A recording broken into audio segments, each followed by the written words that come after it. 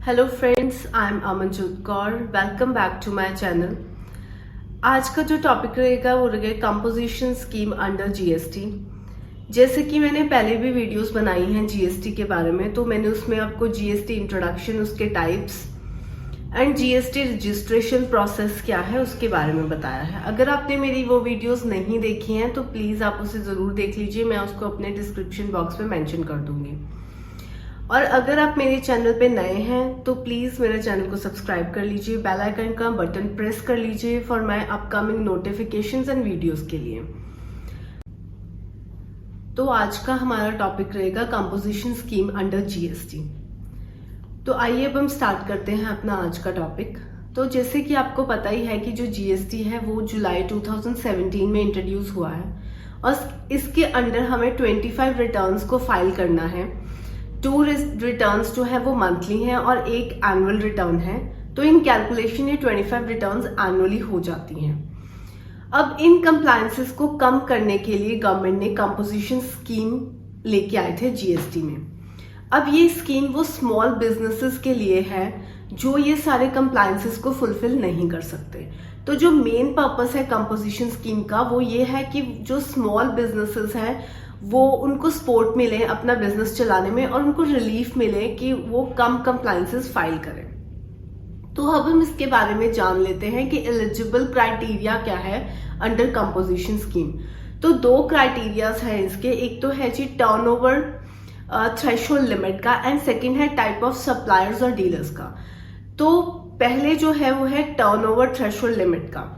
इसमें 2 कंडीशंस आ जाती हैं। अगर तो आप नॉर्मल कैटेगरी स्टेट में रजिस्टर्ड डीलर हैं या सप्लायर हैं तो जो आपको टर्नओवर लिमिट थ्रेशोल्ड लिमिट मिलेगी वो मिलेगी 1.5 करोड़ से। अगर आप इससे ज्यादा की टर्नओवर आपकी प्रोसीडिंग ईयर में रहती है या है तो आप इस स्कीम में ऑप्ट नहीं कर सकते हैं।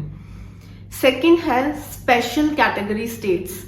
तो इसमें जो टर्नओवर थ्रेशोल्ड लिमिट मिलेगी वो मिलेगी 75 लाख की। अगर आप इससे ज्यादा की करते हैं तो आप इस स्कीम को ऑप्ट नहीं कर सकते हैं। अब जो स्पेशल कैटेगरी स्टेट्स हैं वो रहेंगी नागालैंड, मणिपुर, सिक्किम, उत्तराखंड। मैं आपको इसकी लिस्ट अपने डिस्क्रिप्शन बॉक्स में मेंशन कर दूंगी। तो ये जो डीलर्स या सप्लायर्स इन स्टेट्स में रजिस्टर्ड हैं तो उनके लिए थ्रेशोल्ड लिमिट का जो ऑप्शन रहेगा वो 75 लाख का रहेगा। सेकेंड जो क्राइटेरिया है वो डिपेंड करता है कि कौन से टाइप के सप्लायर्स और डीलर्स हैं जो इसमें रजिस्टर्ड हो सकते हैं और इसको ऑप्ट कर सकते हैं। तो अगर तो आप मैन्युफैक्चरर हैं, ट्रेडर हैं या रेस्टोरेंट सर्विसेज प्रोवाइड करते हैं या अदर देन सर्विस प्रोवाइडर्स हैं रेस्टोरेंट के अलावा, तो आप इस स्कीम को ऑप्ट कर सकते हैं।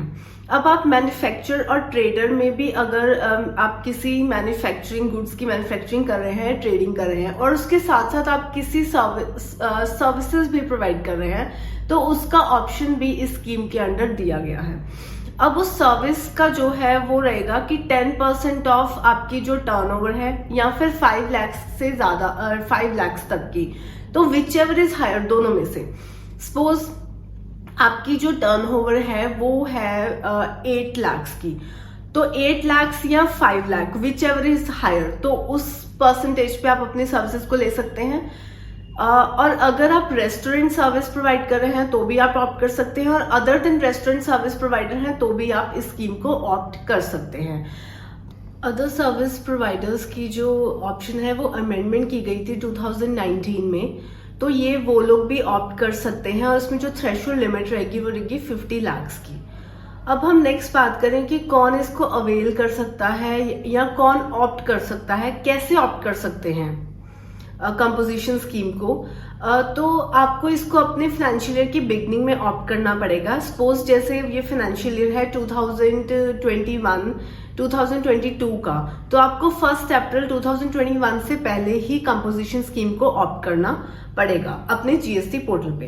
अब हम बात कर लें कि इसको पोर्टल पे जाके हमें ऑप्ट कैसे करना है। तो आपको पहले अपने जीएसटी पोर्टल पे लॉगिन करना है, उसके बाद आपको अपने सर्विसेज के अंडर जाना है। सर्विसेज के अंडर आपको रजिस्ट्रेशन के अंडर जाना है और रजिस्ट्रेशन के अंडर जाते ही आपको एक ऑप्शन मिलेगा वहां एप्लीकेशन टू ऑप्ट कंपोजिशन, तो आप उसमें जाके अपना कंपोजिशन स्कीम में रजिस्टर करवा सकते हैं। अब हम बात करें कि रेट ऑफ टैक्सेस क्या रहेंगे अंडर कंपोजिशन स्कीम के। तो कंपोजिशन स्कीम का मेन बेनिफिट यही है कि जिसमें जो रेट ऑफ टैक्सेस है वो कम है। जैसे कि आपको मालूम ही है जो जीएसटी के रेट ऑफ टैक्सेस है वो 5% to 28% तक के हैं, तो ये मच हायर रेट्स हैं। बट जो कंपोजिशन स्कीम है वो ये टैक्सेस को इन्होंने इस स्कीम में कम रखा है। जैसे कि मैन्युफैक्चरर्स हैं तो उनका जो टैक्स होगा वो 1% ऑफ टर्नओवर, ट्रेडर्स का जो है वो 1% of taxable turnover, restaurant services जो प्रोवाइड कर रहे हैं वो 5% ऑफ टर्नओवर, एंड जो अदर सर्विस प्रोवाइडर्स हैं उनका लगेगा 6% ऑफ टर्नओवर।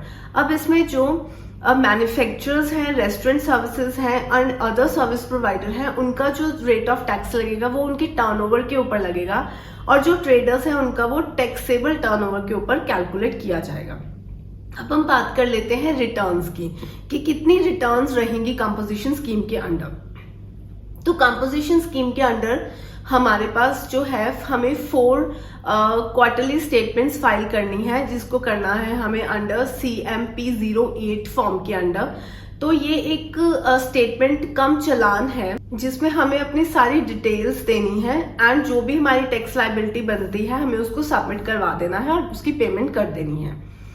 उसके बाद हमें एक ईयर एंडिंग पे अपने पूरे रिटर्न, पूरे साल की जो डिटेल्स हैं उसको फाइलिंग करना है रिटर्न के अंदर, तो वो है GSTR4, एंड एक एनुअल रिटर्न फाइल करनी है जिसको हम बोलते हैं GSTR9A। तो हमें बेसिकली इसमें 4 क्वार्टरली स्टेटमेंट्स देनी है और 2 रिटर्न्स देनी है जिसमें GSTR4 रहेगी और एनुअल रिटर्न GSTR9A रहेगी। अब हम बात कर लेते हैं कुछ ऐसे इंपॉर्टेंट पॉइंट्स की जो हम जीएसटी में कवर करेंगे कंपोजिशन स्कीम के अंडर। तो जैसे कि इसमें एक फिक्स्ड रेट रहेगा टैक्स का जो हमारे टर्नओवर के ऊपर लगेगा। जैसे कि फिक्स्ड रेट है कि मैन्युफैक्चरर्स को 1% देना है, ट्रेडर्स को भी 1% अपने टैक्सेबल टर्नओवर का देना है, रेस्टोरेंट सर्विसेज को 5% देना है, अदर सर्विस प्रोवाइडर्स को 6% का देना है। सेकेंड रहेगा कि हम अपनी जो सप्लाईज है वो विद इन द स्टेट ही कर सकते हैं, बट हम परचेजेस जो है वो आउटसाइड द स्टेट जरूर ले सकते हैं, ये हमें इसमें बेनिफिट दिया गया है। बट अगर हम किसी भी चीज की अपनी कोई 1 रुपए की भी सप्लाई हम आउटसाइड स्टेट करेंगे तो हमारा ये जो कंपोजिशन स्कीम का बेनिफिट है वो कोलैप्स हो जाएगा, हम इसमें बेनिफिट नहीं ले पाएंगे। अगर हम आईटीसी की बात करें तो हमें कोई भी आईटीसी बेनिफिट इसमें नहीं मिलता है, और अगर हमसे कोई पर्सन परचेज भी कर रहा है तो उस पर्सन को भी आईटीसी का बेनिफिट नहीं मिलेगा। एंड देन जो ई कॉमर्स ऑपरेटर्स हैं वो भी इसमें बेनिफिट नहीं ले सकते हैं, वो इस स्कीम को ऑप्ट नहीं कर सकते हैं। वो मैन्युफैक्चरर्स जो आइसक्रीम मैन्युफैक्चर कर रहे हैं, पान मसाला मैन्युफैक्चर कर रहे हैं, टोबैकोज मैन्युफैक्चर कर रहे हैं, तो वो भी इस स्कीम के अंडर ऑप्ट नहीं कर सकते हैं। देन अगर हम बिलिंग की बात करें तो हमें इसमें अपना टैक्स इनवॉइस हम इसमें रेज नहीं कर सकते हैं, हमें बिल ऑफ सप्लाई इसमें देना पड़ेगा।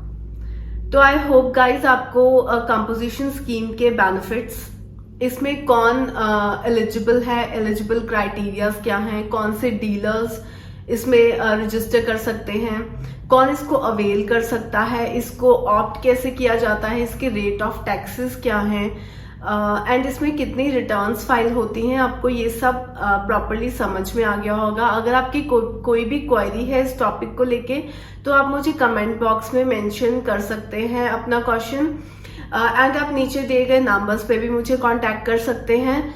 तो आप बने रहें मेरे चैनल पे मेरी अपकमिंग वीडियोस के लिए। Thank you so much.